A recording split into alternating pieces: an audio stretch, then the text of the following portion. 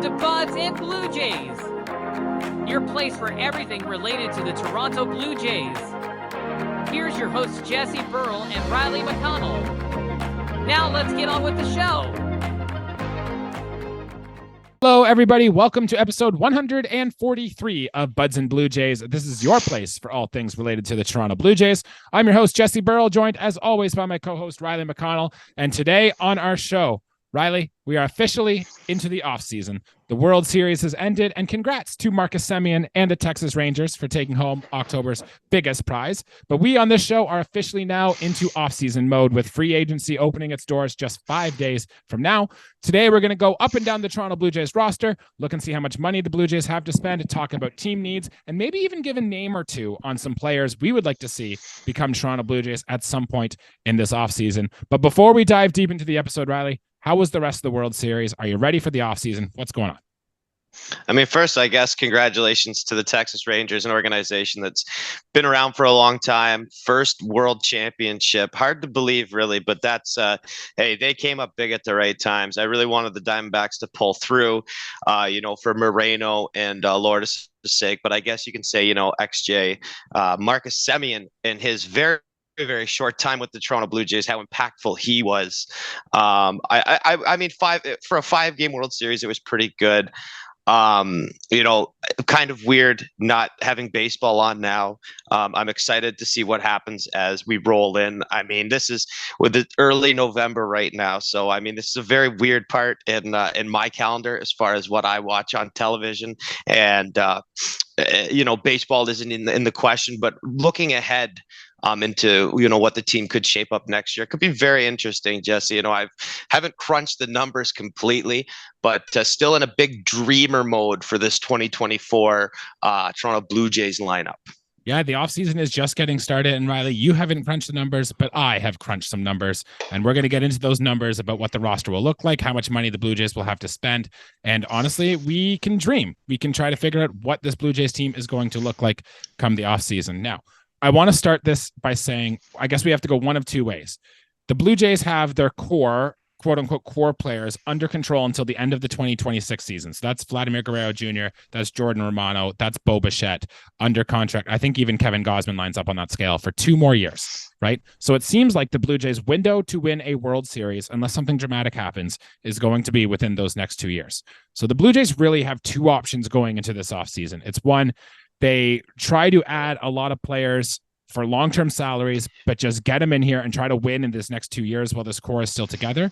Or they can kind of keep things middling, kind of hope their guys like Varsho make an improvement, guys like Alejandro Kirk make an improvement, guys like Vladimir Guerrero Jr. make an improvement. They get the same pitching, and then some of the young players come up and take a step forward. Those are really the 2 ways I can see the Blue Jays going. I don't think they're going to sell. They're not going to trade off this core or anything like that.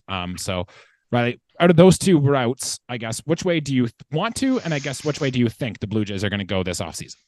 I mean, there's no question on which way I want them to go. I mean, we know the window, Jesse, and it's with those core players that you were just talking about. There's no question in my mind that if we do fall, I will say this. I will say the hard thing that needs to be said, Jesse. If we don't compete for a championship in these 2 years, it's probably going to be a long time coming after that before we're near that rebuilds chance. On the horizon. Absolutely. It's inevitable, Jesse. It's absolutely inevitable. There's no way that there's no way that my favorites, that your favorites, that whoever's watching this video, your favorites probably aren't going to be returnees 3-4 years from now. At one point the team's going to disband a little bit. So I do like the idea of rental players. There's some big money coming off the board for the Toronto Blue Jays as well. I would really like that to be sunk in to, I mean, I'm just going to say it. 2 things, I guess. The first thing is I don't think there's a real chance we're going to get Shohei Ohtani. Sure. Realistically, every team in the league wants him. And he's probably going to make the most money any MLB player has ever made.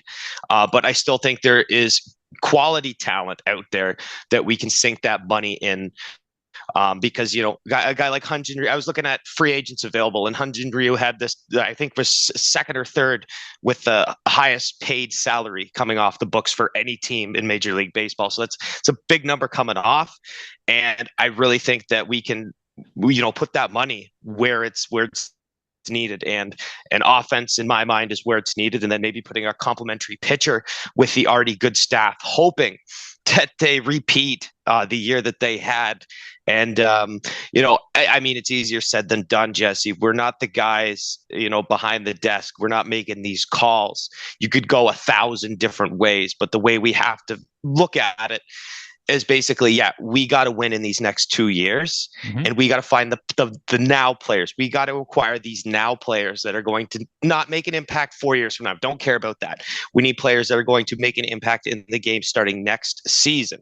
That's what I want. That's what I think we should be after. All right, I like it. Well, let's talk some numbers and then some of those players coming off the books. The Blue Jays ended last season with a payroll of $214 million. If you factor in some arbitration raises for some people and maybe player options picked up, the Blue Jays salary as of now would stand at about $104 million or $194 million.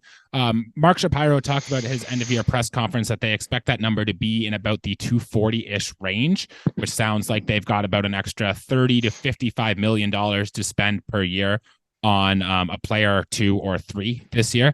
But it also sounded like for the right deal or something, the Blue Jays could go past the luxury tax. Like, I'm thinking if they decided Shohei Ohtani was the route to go and the Blue Jays wanted to be that one to pay him all that money, I think there is room in Rogers' budget for that, but I think it's got to be on a very, very high-end special occasion that does happen.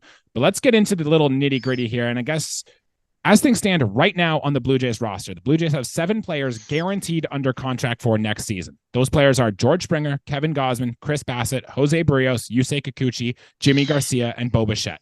No matter what, their salaries are fixed. We know exactly what they're going to be made. And barring a trade, those 7 players are going to be on our roster.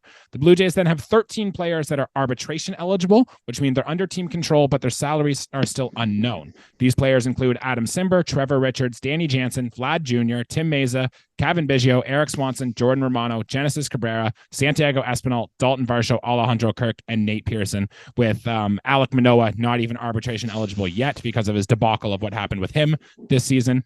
And then they have 2 players, Whit Merrifield and Chad Green, both have options for the Blue Jays, and the Blue Jays have a decision to make. And then gone officially off the roster as of now are Matt Chapman, Brandon Belt, Kevin Kiermaier, Jordan Hicks, Hyun-Jin Ryu, Jay Jackson, and Anthony Bass. So a lot of interesting pieces here, a lot of fluctuation going on here. Out of those 13 ARB guys, I said, Riley, I know they've had number values attached to them through MLB trade rumors. I could see guys like Adam Simber getting cut. I could see guys like Santiago Espinal getting cut. But it does seem like the most of those guys are all going to be back on this team next year, correct?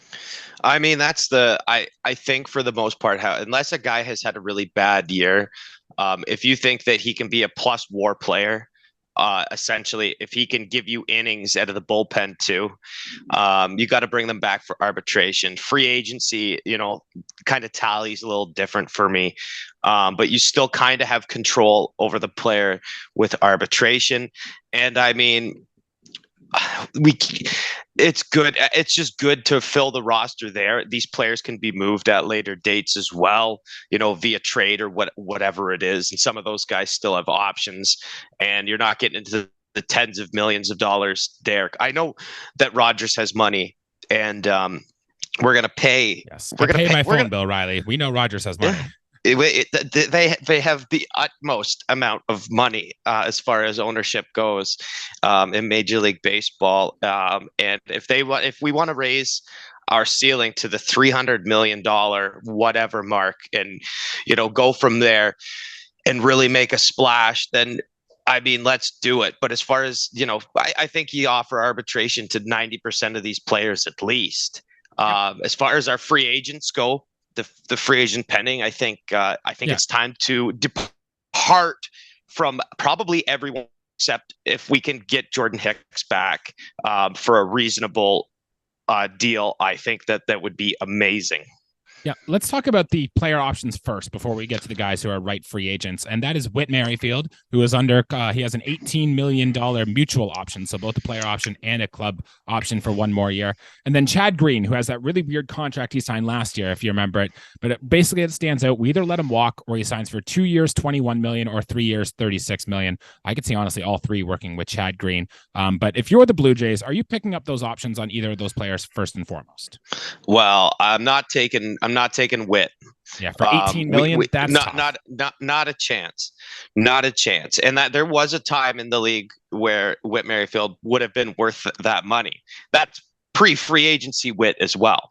He was still in his arbitration when he was playing his best baseball. Sadly, it doesn't correlate to the on-field play in 2023 and probably moving forward into future years. Chad Green is an interesting one too, Jesse. However, we're talking relief pitchers as well. I mean, for a guy who's probably a non-closer, that is a lot of money, and we could find depth in a lot of different areas. But I'm honestly more with the Chad Green one. I think you are too, but still, we're talking a lot of money for a guy who's a non-closer, who's going to touch the 8th inning quite a bit.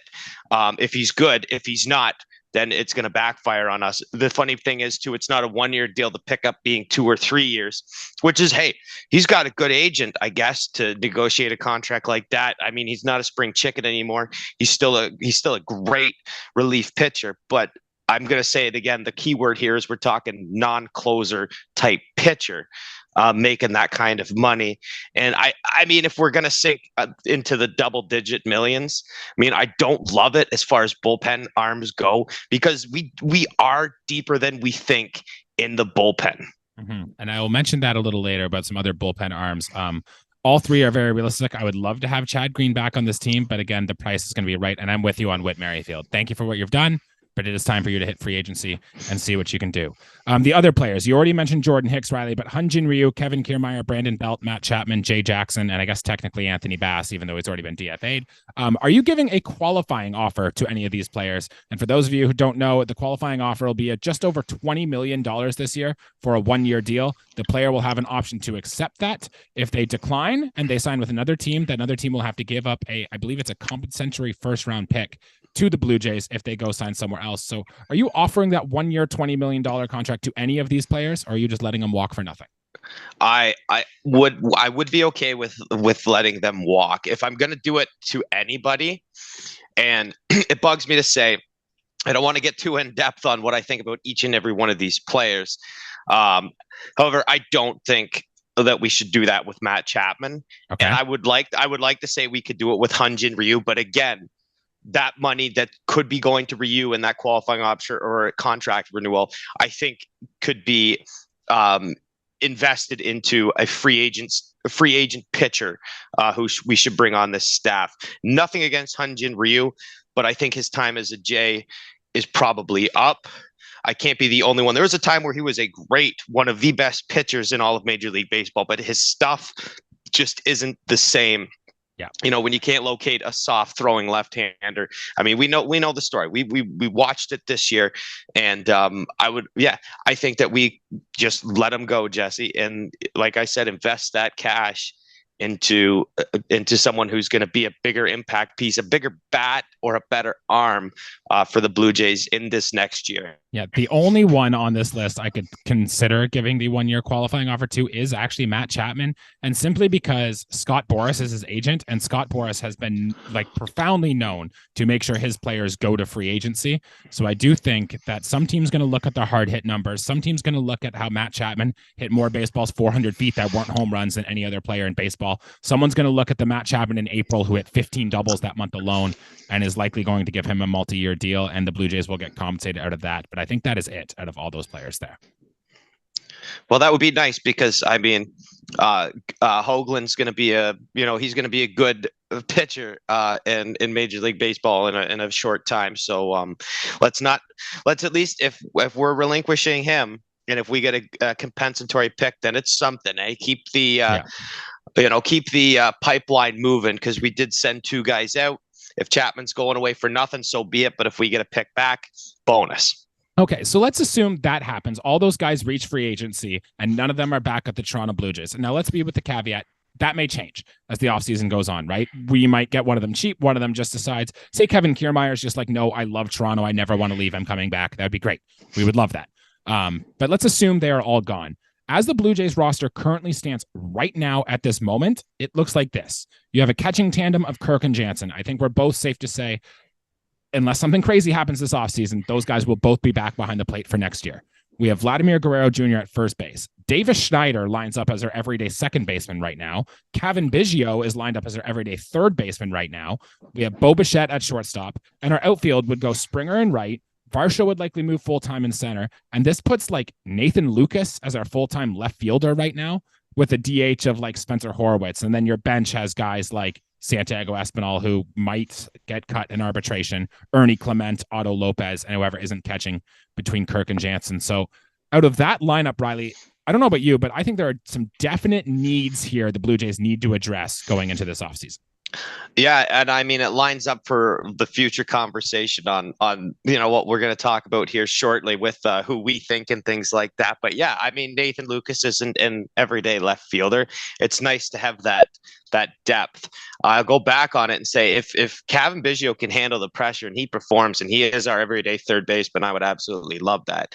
Davis Schneider has proven that he can hack it in the big league, and if he is our opening day starting second baseman, I have no quarrel with that. I have no qualm with that. I mean, he is a lunchbox kind of guy. He proved that he can be an impactful major league player. And I think even if he has it would take a ridiculously poor spring training effort and, maybe him showing up out of shape to camp or something like that for him not to be the starting guy at second base. Because I don't think Witt's coming back, let's be honest. And if we don't make a move to third base and Biggio's there, I mean, it's a toss-up. We've had this conversation, who's on second the whole time since,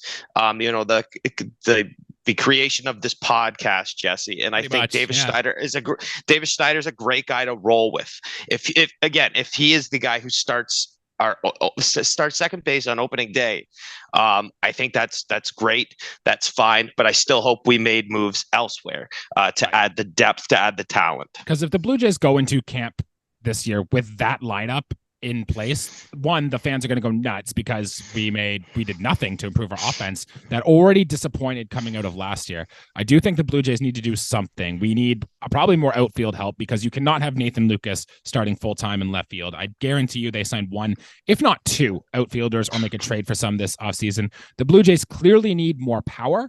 Right? We only had, I think our home run leader was 26 this year. In fact, we'll get to it later, but we had one Blue Jay nominated for a Silver Slugger this year, and it's not the player you think should have been nominated for a Silver Slugger.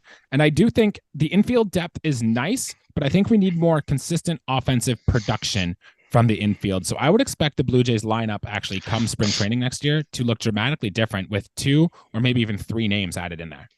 Yeah, I wouldn't be surprised. I think, if anything's solidified, it's the shortstop first base combo. DH is still very much open, Jesse. Is it though? And I want to talk about that point too, yeah, for sure, Jesse. Because George Springer is now 34 years old. He is going to need more DH days. So I've heard some people on the internet talking about, well, the Blue Jays can just sign another Brandon Belt type, have him come in, be a full-time first base, or like, what if we trade for like a Pete Alonso or something like that, a first base masher type, and just have him play DH. I think the Blue Jays actually want to give George Springer more time at the DH spot over this course of this year and the next year, because he will be 35 next year, Riley. So it's, I don't know if the Blue Jays signed that type of player. So I mean, when George Springer took his ABs at DH and still played a very good right field, I will say this: George Springer's defense surprised the heck out of me this year. I think it surprised the heck out of a lot of people. Will he have I don't think he has the numbers. I think he's going to be like a .3 WAR player if he plays DH, let's say the whole year. Like, he's not that good of a replacement level designated hitter, and that's if he has a great year. I mean, I don't know what would happen if you took his numbers as a DH. Like, if you put every game he played this year and as a DH, I don't know how it stacks up for his wins above replacement. However, that's not important. What I'm saying is, I still think, yes, he is 34. I think that unless something changes, not health wise, but you see a decline over this offseason, then yeah, I could see that move possibly being made. But I mean, you can't have him DH, every game. Like, we need a big bat in there. George Springer was good. Yes, good hitting outfielder, great leadoff guy for sure. But I mean, we still got to consider getting that really big bat that can also play outfield. I like the idea of having 4 guys that you could call upon. Maybe not have run with the 3 center fielder type thing. Maybe we have 2 center fielders and a guy that plays corner outfield with a good bat. That can mash. That can mash. I like that. And then rotating Springer in player X that I'm referring to, whatever. It doesn't really matter who it is. I still think George Springer, to add value to this team, needs to, have the reps in right field, as well as DH, because it is good. We saw it was very beneficial to give him those days at DH. I definitely don't disagree with that. Yeah, and just some names to mention. Riley and I are going to name our favorites later in this episode, but Jock Peterson is a guy who can mash from the left side. Jorge Soler is a guy who can mash. Let's spoil my names right off the hop there. Yeah. Jock Peterson is the guy exactly who I was. That's the top of my list. Let's get into that then. Sure. Yeah. No, Jock Peterson is at the top of my list. Honest. He's a lefty bat. He spent all his time basically in the National League. I know that we've had this thing. Oh, well, we see a guy like Varsho who played in the National League West, and then he came here and did nothing. Oh, the whole year thing. I think that's BS a little bit. I think you don't give Jock a premium spot in the lineup. You bat him 5th or 6th. And he will DH more often than he plays left field if he is on this Toronto Blue Jays team. And he still will play defense as well. But he's that player X I was referring to, Jesse. Spoilers, cat's out of the bag. I want a player like that. And yeah, I have the page open right now. And my other one too, I don't know how far we're going to get. I want to just get into this because you just opened the can and sure. I'm going to spill it now. Jesse, absolutely. Jock Peterson, I think, would be a fantastic fit. I thought about him since about 2017. I thought that he would look great in a Blue Jays uniform. I think he can absolutely clobber a ball. He isn't the same player he was in the late years of 2010s, but I still think he can mash, and he's a very suitable guy to fill that position. Let's put it this way. We're looking for a guy. Varsho's replacing Kiermaier with the bat. I think that Varsho can have a better year with the bat next year than Kiermaier. So then let's say, well, who's going to hit better? 2023 Dalton Varsho or 2024 Jock Peterson? And for me, it's Jock Peterson. I think so too. Segue to the next real quick. No, sorry, Jess, you go first because I'm going to have a longer rant. I just wanted to add on to Jock Peterson. There's so much red on that StatCast page. 91st percentile in exit velocity, 96th percentile hard hit rate. His expected WOBA, which is one of my favorite stats to judge how productive a baseball player is, top 10% in all of baseball for Jock Peterson as well. I'm with you, dude. And if you've watched Jock Peterson play too, you can just see this guy smoke baseballs, hit him hard, hit him to the pole side. He could be what we kind of wanted Brandon Belt to be last year, except this guy will actually hit your 25 plus home runs, whereas Brandon Belt only got up to 18 last year. So I'm with you on the Jock Peterson call, Riley, but get right into your next guy because I want to hear you get animated for this guy. Do you know who's a really cool player in Major League Baseball? Do you know who's a great clubhouse guy? And I'll just say the word infectious smile. I'm talking about Teoscar Hernandez. Yes, we know him. I'm talking about Teoscar Hernandez. And there was a long time where morally, I looked at bringing a guy back under team, kind of like going back to an ex-girlfriend or something like that. I don't know. That was just my shrewd view on it. This is in no way, shape, or form a kind of a breakup. This was a trade, a 1-for-1 or whatever it was. We got Eric Swanson. We shipped off Teo. And I think it was a strategic trade.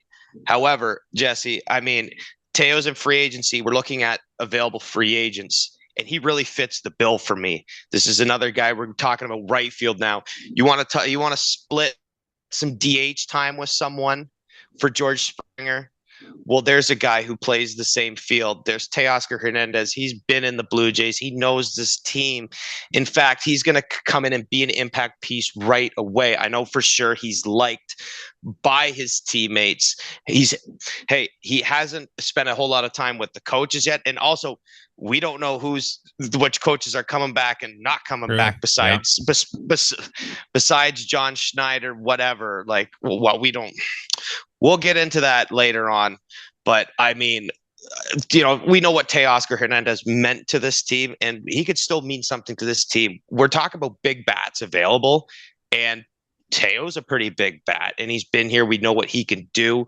And again, not going to break the bank, but a good complementary piece. What I like about Jock over him, though, is the right-handed versus left-handed bat thing. I'm still putting Jock first on my list, but trust me when I say, Teoscar Hernandez is definitely one of the better options for power hitting outfielders in this free agency class.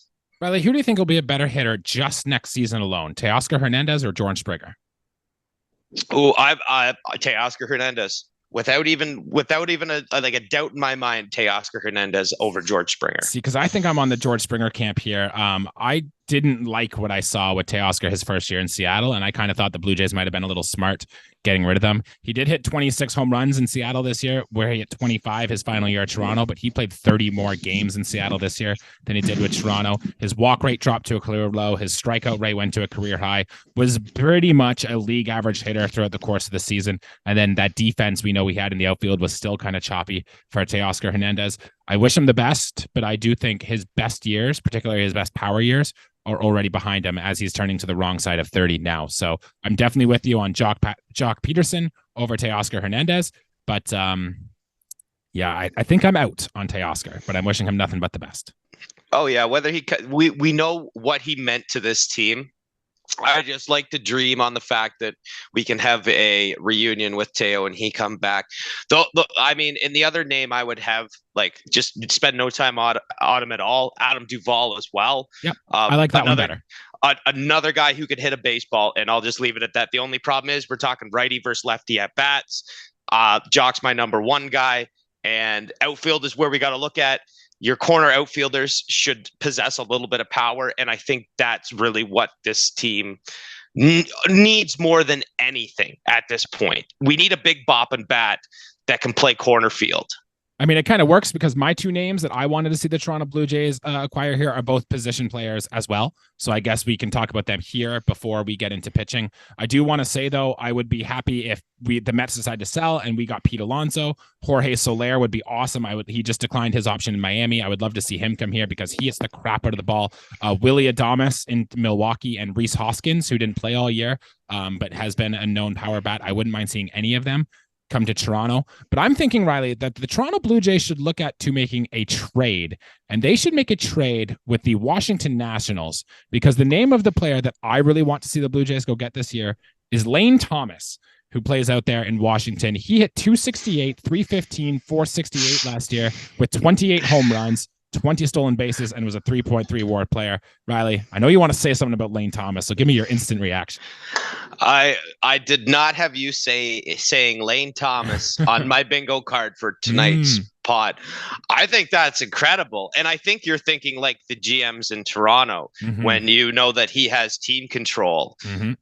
Like that's realist. That's very realistic. I like that. Did you say he's above 3 WAR player too? 3.3 WAR player last year in Washington with a bad lineup behind him. Yeah. Oh yeah. No. And I think, Jesse, if the price is right, and that's a lefty bat as well, I don't dislike that. No, it's a righty bat, but yeah. Is it a righty bat? Okay, yeah. My bad. I mean, that I'm baffled to think that that could. I don't think the price would be too high. Again, we're talking. Let's go back to what we said. Like, okay, we're winning in 2 years or bust. Then we got to deal some higher level prospects. But you can't have your cake and eat it too. That's the problem with this. We want the major league team to succeed. We want this flourishing minor league. At this point, Jesse, we can't have both. So push comes to shove. you ship out a top 5 prospect. That's gonna if that's the way we're going, that's gonna have to be what happens. Yeah, an Adam Mako or a Cam Eden or an Adam Rowand or something. If you can keep your big 3 main guys, maybe even Barger, I'd move to. But Lane Thomas is a guy I'm interested because he's still young enough. He's under contract. Well, he matches with this Blue Jays core. He'll be a free agent in the 2026 season. And he's got good numbers, Riley. 94th percentile sprint speed. His arm is in the top 3% of all of baseball. If you don't want to sacrifice outfield defense, look, he's not Kevin Kiermaier because nobody is Kevin Kiermaier, but he's not too bad in there. And look, he hit 28 home runs, 20 stolen bases. I think he's a better bet to be a 30-30 guy, like we kind of thought Dalton Varsho would be last year. Except why I don't think the collapse is going to be there, like what happened for Varsho, is because the strikeout rates are a lot better. His batting average has gone up each of the last 3 years. His contact rates have gone up each of the last 3 years. And I also really like Riley that he pulls the baseball down the line, which is the most of how he can get his power out of his smaller frame, which is something, it's what Danny Jansen does to have success and to barrel the baseball. And Lane Thomas does that as well. And he is probably the number 1 name I would like to see in the Toronto Blue Jays uniform come next season. Creative answer, Jesse. All green flags for me from what you said. That sounds very reasonable. And that sounds like part of a winning recipe to me. Mm-hmm. And I got one more name. This name isn't as sexy, but again, I'm trying to think realistically here. What are the Blue Jays going to do? Because if they only have, say, $30 to $55 million to spend, and we have 4 or 5 holes on the roster, and we haven't even talked pitching yet, the Blue Jays are going to need to sign a cheap player that can play and might have the chance to produce. So that's why I'm bringing up this guy. It's a veteran guy, Riley, but a guy who's played in the AL East before, and that is Evan Longoria, who we just saw in the World Series with the Arizona Diamondbacks. Look, the guy is on a decline. He's not the all-star player he was back in his day.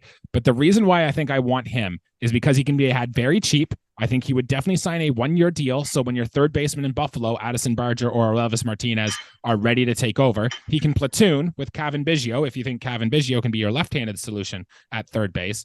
And he's good. And then if you have this guy has to go to the bench, he still has some power. His exit velocity and his hard hit rates are still in the top 10% of baseball. Yes, there is swing and miss there, but I think it's a good leadership guy who you could start for the first 6 weeks of the season to hold down the fort, have him cheap, and could be ready, and then a weapon off the bench for when the Blue Jays need it a little later. Rays fans would absolutely want our heads on a stake if we went out there and signed their franchise third baseman, who's obviously not what he was. World Series participant this year, Evan Longoria, who is very much on the decline. He was one of the best third basemen in baseball for the better part of a decade. I think I like what you said with you used the word platoon with Cavan Biggio. Mm-hmm. I like that word. I was just trying to think about it in my head. Longoria still can play at the big league level. It's just not what he used to be. And I think he's a guy who would benefit from the days off. And if Cavan's swinging a hot bat, Longoria will ride the pine for a bit, vice versa. If Longoria is hot, maybe keep him in the lineup. If his body can take it, if he can take it and he's performing, I like that idea as well, because Cavan can. I mean, hey, we've seen him play a lot of different positions, and if Longoria is a guy who's flourishing at third base and someone else is slacking, let's say Davis Schneider goes on a cold streak at second, or player X, whatever, at second base, then Cavan Biggio can take some reps, field some innings at second, and and so on and so forth with right field or whatever it is. There's a lot of different options when you have a player that plays multiple positions. I like that. Yeah, I do too. I like Evan Longoria. That's a good call if we'll go that route. Like I said, Rays fans will want our heads, but I mean, if it's going to win us ball games, let's give us an aging Evan Longoria. Hey, and we already stole Kevin Kiermaier from them, so why we might as well just keep going, right? Keep doing the whole thing. Let's get Ben Zobrist out of retirement and see if he can come join our team too. Carl Crawford, sure, bring them all. That'd be good. Look, at the end of the day, though, this offensive production to be a good offensive unit like we know the Blue Jays can be, we need Davis Schneider's hot streak to be more real than the streak where he was striking out. We need I know we've said it again, and we'll say it a lot more throughout this offseason. We need Vladimir Guerrero Jr. to come back. We need Danny Jansen to remain healthy. We need the George Springer decline to not be that sharp. We need Kirk to rebound. We need Dalton Varsho to rebound. And we need Kevin Biggio to show this wasn't a flash in the pan. This is the real guy. And we need, honestly, improvement out of Addison Barger or Elvis Martinez, Spencer Horowitz. We need one of these guys to come up and take control of this team. And that would really force this Blue Jays into a real threat at the plate. Yeah, we just need players that can hit. I don't care. I don't care who it is. If a guy, like I said, if a guy's hot, he's in the lineup. There's none of this like sitting Davis Schneider if he's on a hot streak, if he's on a cold streak. Sure, you play your best players. Matchup doesn't matter.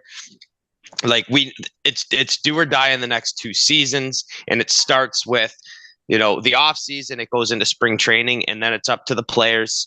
It's up to John Schneider, how he plays these guys. And there's a lot of different options we can go with this, but I think one of these is going to pan out to be successful. There's an algorithm somewhere out there where this is a championship ball club. And it's up to those guys. It's those guys in the front office that have to figure this out. I agree. And I don't know if I exactly have faith in these guys at the front office to figure it out, but that is a conversation for another day. Riley, let's talk starting pitching here. All right. And if the predictions we made at the start of this episode come true and we do let Hyun-Jin Ryu walk, this means our starting rotation depth is as follows: Kevin Gausman, Jose Barrios, Chris Bassett, Yusei Kikuchi. I think all 4 of those guys are going to be here no matter what. There is some buzz about trading Yusei Kikuchi. I don't think we do it. I think those 4 are going to be here no matter what. That leaves our number 5 starting job as it currently stands is up to Alek Manoah, Bowden Francis, Mitch White, Ricky Tiedemann, Wes Parsons, or Chad Dallas. Do any of those names, Riley, really scream at you to come grab this 5th starting job going into camp? Yeah, if Bowden Francis can really get it together, then maybe, but I doubt it. So that's why we've come up with who we think, Jesse. But yeah, you said it. And Alek Manoah was on that list. Mitch White was, although Mitch White was whatever. I think he's going to flake at the major league level next time he comes up. And whatever's happening with Nate Pearson, who the heck knows? But I think there are available free agents. Yeah. Yeah, I mean, Jesse, there's a lot of different routes we can go. We can't do a 4-man rotation. It just doesn't work in baseball in the first century. Therefore, we need a 5th starter. Yeah. So are we giving this position to Alek Manoah, or are we getting something from outside of the rotation, like outside of the organization? Like, are we going to sign another $20 million pitcher like we have each of the last 2 off seasons? I mean, if we're breaking the bank, my breaking the bank option is Jack Flaherty. I don't think that's going to happen. That's my dream. I'm out on that. Sure. Yeah, that's my, well, you'd hate my number. The one I looked at first and salivated, even though he was absolute, dog crap, was Frankie Montas, because I know what he could have done, could have been, and there's still potential there in that arm. But I think I'm going to go the route of saying, Jesse, how you talked about a trade. I think that this piece could be brought via trade. I don't know who that could be. I always think that one of the best spots to tap talent is from the American League Central, even though it's just a bad division. I think there's a lot of good players in starting pitching. And I think the Twins have a great rotation. There's a couple of young pitchers there I would grab up. I don't even have anyone really in mind. I just want someone, if we do spend the money on position players and we don't, want to sink $20 million in, then we'll look for, I would be okay with flopping a prospect or 2 and a good level 1 there to have a quality arm. And if he doesn't necessarily have to be a 5th starter, we can move a Kikuchi to be the 5th starter or whatever. We could say like, this pitcher is going to be our 3rd starter or whatever. It doesn't matter. We just want 5 good starting pitchers. And, I'm not putting any eggs in Alek Manoah's basket at this point. And you can't. You'd be dumb to do so, I think. There is no reason to believe that he's even going to be on the 26-man roster to start this year, let alone be an active player on a major league or MLB professional roster or whatever. There's so many question marks surrounding that. And again, if someone goes out and has a good spring training, but I really think that we should acquire an almost for sure thing to have in our minds, like, hey, there are 5 really good starting pitchers here. Like maybe the guys in Buffalo are in Buffalo, and injuries will happen. Knock on wood, it's not for long term. Yada yada yada. You know the deal. But our pitching was so good last year, and we could really be that complete ball club. Imagine where we would have been if we had, a different guy. Not saying Alek Manoah costed us any, real, wave in the standings. We finished where we finished. There's no going back on it. But we had 4 really good starting pitchers this year. And Hyun-Jin Ryu, when he came back, he was solid.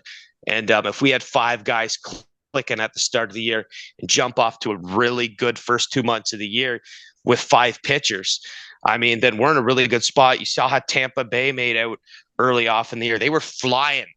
They were owning for their injuries. Yeah. Yeah. Before all of that happened, they were making a mockery of Major League Baseball. They were running away with the AL East. How Baltimore came back is a complete, however, different story. Getting off topic, I would really like another starting pitcher that's going to basically be a for sure thing. Riley, I'd want 2 or 3. The Blue Jays, I think starting pitching depth is the biggest need that this team really needs to field. And look, it doesn't necessarily need to be the top end guys, because on paper, Gausman should be good. If Barrios, the guy we saw in the postseason, was good, that's fine. Chris Bassett, Mr. Consistency, as we called him, is good. But we need guys who can throw league average. Like Louis Varland of the Twins, I think, to mention your AL Central names, might be a guy who we could go through, because a guy, he's not spectacular, but he's going to give you 5 to 6 innings and he'll pitch to a mid-3s ERA. Perfect. That is the type of player the Blue Jays need right now. And we need, I think, 3 or 4 of them, because look, Riley, the Blue Jays used 8 starting pitchers all of last year. One of them was Wes Parsons, who started game 162 after the Blue Jays already clinched. 3 of them were Trevor Richards when the Blue Jays decided to go with bullpen days. And then the other ones were the 4 main starters, Hyun-Jin Ryu and Alek Manoah. That was it. Those are all the starting pitchers the Blue Jays used last year. I would guarantee you the Blue Jays are going to have to use more than that starting pitchers going into next year. So they're going to have to do something. But I will say, as of right now, it really does seem like Ricky Tiedemann has a spot in this rotation. He's done in the AFL. If he looks good in the spring like he looked good last spring, I think the Blue Jays might give him a chance to just start the league, start opening day on the team next year. Whoa, holy, do you want some milk to go with that hot sauce there, big boy? Wow. Hey, buddy. I was sleeping on that one. However, that caught me off guard. That's not a ridiculous thing to say, Jesse. Not even in the slightest. It's not a ridiculous thing to say. My only concern is a guy like that's going to come up, and if he gets rattled around, it could really set him off, and could be possible digression and things like that. I like the idea of Ricky Tiedemann pitching for the 2024 Toronto Blue Jays. To have him on that 26 man, to have him in as one of the guys in the 5 spots of the rotation or wherever on opening day. Yeah. There's a lot of things that are going to have to go right. And I mean, and at the same time, too, if that happens, then we didn't sign, quality, proper starting pitcher that's been in the big leagues. I'm not saying that Ricky Tiedemann isn't a, great pitcher. He's pitched 0 major league ball games.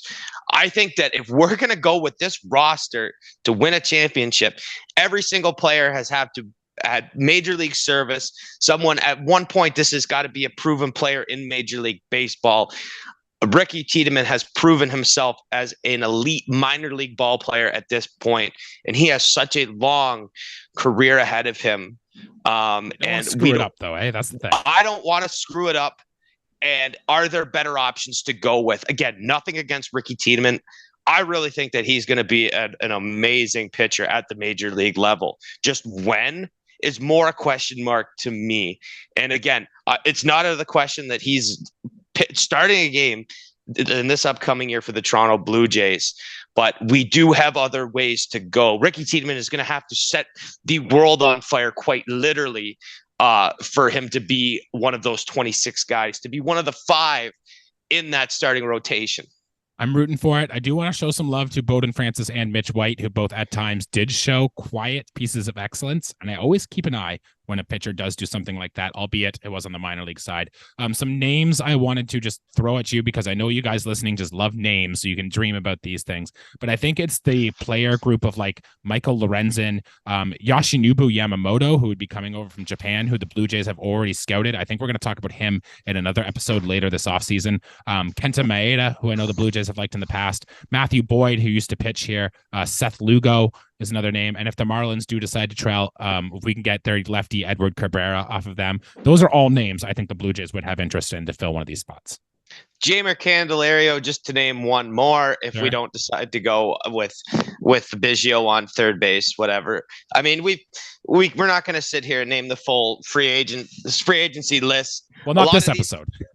No, not this episode. This is our dream episode, and we only brought up Shohei like once or twice, and I pretty much just killed that one, which is fine. Hey, I'm trying to be realistic about it. I do have a wish list and whatever, but Jesse, I mean, we have the players that should be impact pieces and at a like 5-6 WAR pace. We need to get that and then have the complementary pieces, do their part as well. But we have all these superstars or young talent, prodigies, if you will, and they need to play like that for this team to function, to win ball games, to make a race. And I mean, that's where we're at, man. That's where we're at because nothing was close in the 2023 year, and we need to put some good support cast out for this to work. And I mean, but it does start with the superstars. Yeah. We're looking at a window of, like you said, 2 years. Veteran presence, young guy via trade, doesn't matter. We need to get someone aboard that's going to work with this chemistry mesh and either eat innings, pitch well, or hit like 25 home runs for us, essentially. And let's touch on the bullpen here. We don't have to spend too much time because, look, the bullpen was good last year. The Blue Jays have a lot of names. We're losing Jordan Hicks, and it does. I was listening to the At the Letters podcast, and it did sound like something with the Jordan Hicks agent or something just seemed like Jordan Hicks and the Blue Jays would just not be a fit. They wouldn't expand on that, but it seems likely that Jordan Hicks is going to free agency and likely will not be a Toronto Blue Jay. We'll see what happens with that. That could be nothing. That could be something. I have no idea. But as it stands, their bullpen kind of looks like Jordan Romano will be our closer. We'll have Eric Swanson in the setup role. Genesis Cabrera, Tim Meza, Jimmy Garcia, Adam Simber, Trevor Richards, Zach Pop will all be back. And then guys like Hagen Danner, Yasver Zuleta, Jackson Reese, Hayden Younger. There are a lot of guys in Buffalo who could take a bullpen roll up here. And then that didn't even include Bowden Francis, Mitch White. So the Blue Jays do have lots of names. I bet they add another name or two throughout the offseason. 30 seconds or less, Riley, because we don't have to spend much time on the bullpen. But do you think the Blue Jays are going to add another high impact piece here? No, I don't think so. And you forgot to mention Nate Pearson because I think he could be in a very effective bullpen arm. I don't know if he'll crack it as a starter ever in Major League Baseball, but the way he throws, I'd love him to be a seventh inning kind of guy this year, same as like a Garcia role, kind of tandem them, if you will. But I like our bullpen. I've liked our bullpen all year for the most part. I really like Jordan Hicks. I wish we could bring him back. We're going to need a better effort from Romano. But I think overall, if I'm to use one word to summarize this bullpen, the way it sounds right now is balanced.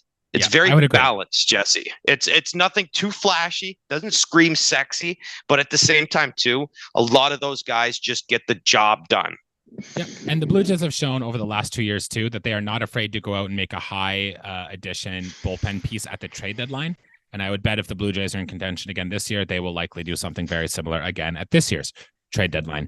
Riley, I have 5 true or false questions before we get into the news and notes here. And you don't need to expand on them at all. I just want a quick true or false. All right. Okay. True or false? The Toronto Blue Jays opening day third baseman next year is currently on their roster. True or false? Ooh, true. Okay. I think that is not true. I'm going to say false. The Blue Jays opening day left fielder is currently on their roster. True or false? False. I'm going false as well. The Blue Jays opening 5 starting pitchers next year will all be starters that are people that are currently inside the starting rotation. So, false. False. Yeah, I think they're going to add somebody too, whether it's a high impact one or not. I don't know. And Ricky Tiedemann, Orelvis Martinez, Addison Barger, and Brandon Barriera will all still be in the Blue Jays organizations by the start of spring next year. Ooh, I want to hit you. I want to be weird. I want to hit you with a false. So you think we're gonna let go of a Yeah. big prospect here, eh? If we're gonna win, we got to make big moves, Jesse. And Ricky Tiedemann is untouchable for me, but one of those three names could be gone. Interesting. I don't know. We will see. The Blue Jays held on to a lot of their prospects last year, and the Blue Jays actually don't have a ton of high impact prospects. So if the Blue Jays do make some trades here, especially to get my guy Lane Thomas, they're going to have to get real creative with their transactions here. So I'm curious to see what the Blue Jays decide to come up with.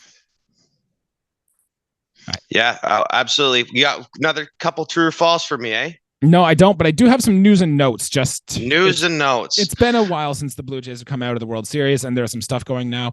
The Blue Jays, this one just came out earlier today, Riley, which I actually think could be a very big deal. And you talked a little bit about the coaching staff earlier, but the Blue Jays have just fired their hitting strategist, Dave Hudgens. Now, I don't really know what a hitting strategist does, but I'm going to assume he plans the strategy for the hitters. And we saw a lot of the Blue Jays hitters take the balls to the opposite field this year. I think the Blue Jays had more opposite field hits than anyone this year. And that, I think, really zapped the power that the Toronto Blue Jays had. So if that is the case, I think hiring a new hitting strategist could go a long way to bringing the Blue Jays power back this season. Yeah, I mean, see ball, hit ball. As far as what a hitting strategist does, he's not up there holding the bat with you. I mean, True. game plan, the psyche, the mental part of it at bat. I won't disregard that is very important.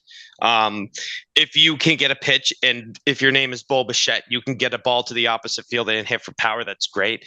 But when you're a Vladimir Guerrero Jr. or, God, for heaven forbid, do it 40 times in a row without pulling a ball, Alejandro Kirk, then yeah, maybe we need to do some readjustments for how we approach an at-bat. Yep, and then some news and notes. Actually, this one just coming through about 20 minutes ago. Whit Merrifield has officially declined his player option, and the Blue Jays declined the club option, so they both declined their option. He is officially a free agent. And speaking of Whit Merrifield, he was the one Toronto Blue Jay who was nominated for a Silver Slugger Award. And Riley, if I would have told you coming into the year that the Blue Jays would have a Silver Slugger nomination, how many names would you have to go through before you got to Whit Merrifield, much less at the utility position award?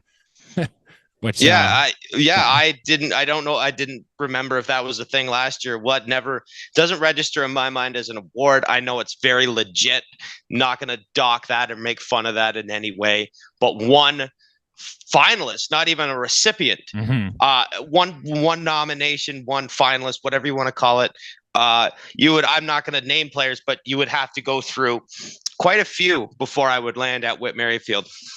So would I, and I do not think he's going to win it, which means the Blue Jays will have no Silver Slugger winners on their team this year, which is not ideal. Two more pieces of notes. Home start times are now available, so you can see the game times. The Jays will have 6 midweek afternoon games, but the rest are all normal. 3:30 or 3:07 p.m. home starts on Saturdays, the regular 1:07 start times on Sundays, and mostly 7:07 start times throughout the rest of the week. And Amarak Company, the food that makes the concessions at the Rogers Center, is out of Rogers Center, Riley, and Legends Corporation will be taking over. Now, I have no idea what this means, but I know Amarak literally sold prison food, so they will not be making the food at Rogers Center anymore. And Riley, I have no idea what this means for your beer selection or anything like that, or what it even means for the dollar dogs at the thing. But it seems like a new company will be making the concessions at Rogers Center, which I give a thumbs up to, because I was getting kind of stale of the food options they had at the Rogers Center. All I care about is that the street meat is still hot and ready, and there's mustard loaded up in the bottle, and then when I get in there, I still get my chicken tenders, and there's still a couple nice cool cans of Budweiser for me. If those 3 things are in check, I'm happy. I'm happy, Jesse. That's all I care about. And I can't imagine them doing any different. I think that'll go. No, you can't don't take away rule number 1. Don't take away my chicken fingers. Rule number 2, do you got any chicken fingers? These are great rules, Riley. Get that on a t-shirt. Yeah. I want to see you having that at the Dome next year. Eating chicken fingers. Yeah, every game, man. Every game. All right. Well, that'll do it for episode here today, guys. If you guys are watching at home, please like the video, subscribe to the channel, leave a comment down below on what you guys think should be the moves the Blue Jays go to acquire this offseason. There's going to be some interesting ones, Riley. I really do think that this offseason is going to make or break whether or not the Toronto Blue Jays are a World Series winner with this core, or hell, win a playoff game with this core.